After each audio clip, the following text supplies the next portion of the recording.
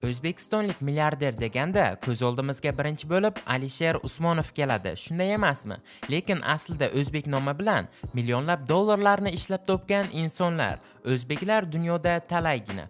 Bugungi sonimizda aynan eng boy o'zbeklarning top 5 taligi bilan sizlarni tanishtirib o'tamiz. Videoni boshlashdan oldin kanalimizga obuna bo'lib, videomizga like bosib qo'yishni unutmang. 5-o'rin Alijon Ibragimov, Aleksandr Mashkevich va Fattoh Shodiyevdan iborat SSSR oligarxlari uchligi a'zosi hisoblangan Alijon Ibragimov 1954-yil Farg'ona viloyatida tug'ilgan.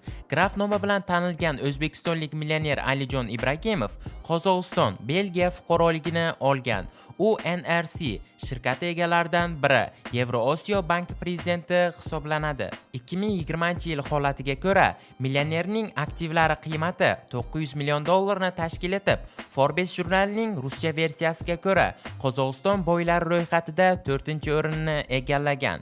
Alijon Ibragimov 2021-yilning 3-fevral kuni Belgiyada vafot etdi. 4-o'rin Muxtorali Ibragimov. Muxtorali Ibragimov Toshkent viloyatidagi oddiy o'zbek dehqoni oilasida tug'ilib o'sgan.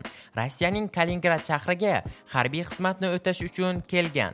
Keyinchalik shu yerda yashab qolib, Rossiya fuqaroligini olgan Muxtorali biznesdagi ilk faoliyatini kichik hajmdagi mebellar yasash bilan boshlagan. Otasining yalangoyoq degan laqabi bo'lgan milliarder Kaliningraddagi Maxik fabrikasiga asos solgan. Korxonada yasalgan mebellar Rossiya, Yevropa, Osiyo mamlakatlari bozorida xaridorgir hisoblanadi. 3-o'rin Fattoh Shodiyev. Asli o'zbekistonlik bo'lgan Belgiya fuqarosi Fattoh Shodiyev 1953-yilda Jizzax shahrida tug'ilgan. Markaziy Osiyoning yetakchi ishbilarmonlaridan biri bo'lgan Fattoh Shodiyev ko'plab Qozog'iston va xalqaro kompaniyalar egasi hisoblanadi.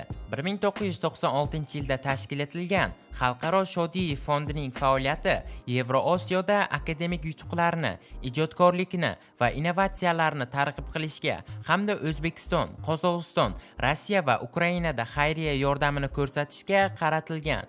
2019-yil holatiga ko'ra, milliarderning boyligi 2,1 milliard dollarni tashkil etgan. 2-o'rin Iskandar Mahmudov. Asli kelib chiqishi o'zbekistonlik milliarder Iskandar Mahmudovga Rossiya fuqaroligi guvohnomasini prezident Vladimir Putin topshirgan. 1963-yilda Buxoroda tug'ilgan Iskandar Mahmudov Ural tog' metallurgiya shirkati asoschisi va prezidenti hisoblanadi. Forbes jurnalining ruscha versiyasiga ko'ra, 2018-yilda umumiy boyligi 7,3 milliard dollarni tashkil etgan Iskandar Mahmudov nashrning mazkur yilgi reytingida Rossiyaning eng boy tadbirkorlari ro'yxatida 16-o'rinni egalladi. 2020-yil holatiga ko'ra, milliarderning boyligi 8,127 milliard dollarni tashkil etgan. 1990-yillar boshida Rossiyaga ketib, toshkentlik mashhur aka-uka Chernoylar bilan alyuminiy biznesida hamkorlik qilgani aytiladi.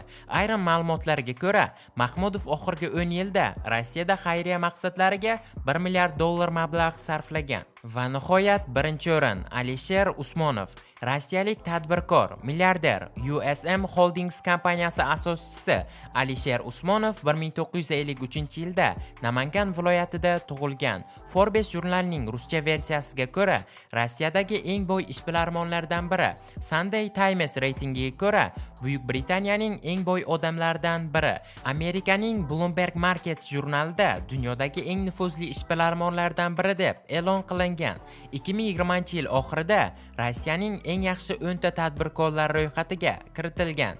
Milliarder Alisher Usmonov dunyodagi xayriya ishlari bilan keng shug'ullanadigan boylardan hisoblanadi. 2021-yil yanvar holatiga ko'ra, uning boyligi 16,4 milliard dollarni tashkil etgan. Bugungi videomiz shulardan iborat edi. Agarda sizga investitsiya va shunga o'xshash mavzular qiziq bo'lsa, bizning UznetX kanalimizga obuna bo'lib, videomizga like bosib qo'yishni unutmang. Keyingi videolarda ko'rishguncha, xayr, salomat bo'ling.